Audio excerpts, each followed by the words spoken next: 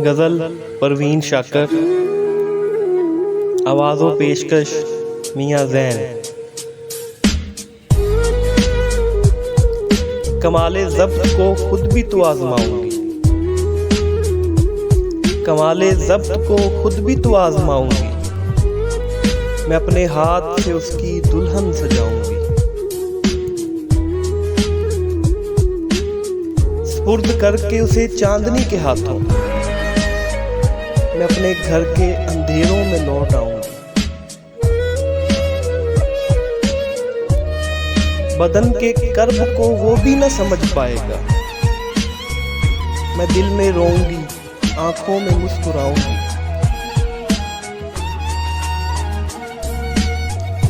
अब उसका फन तो किसी और से हुआ मंसूब। मैं किसकी नज़म अकेले में गुनगुनाऊंगी।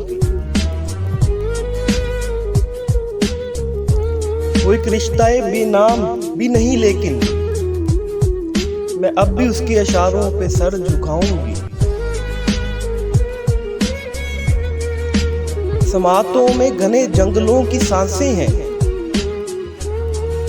मैं अब कभी तेरी आवाज न सुन पाऊंगी। जवाब ढूंढ रहा था नई मोहब्बत का,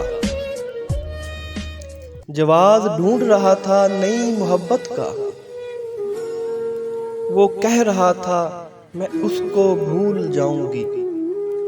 वो कह रहा था मैं उसको भूल जाऊंगी।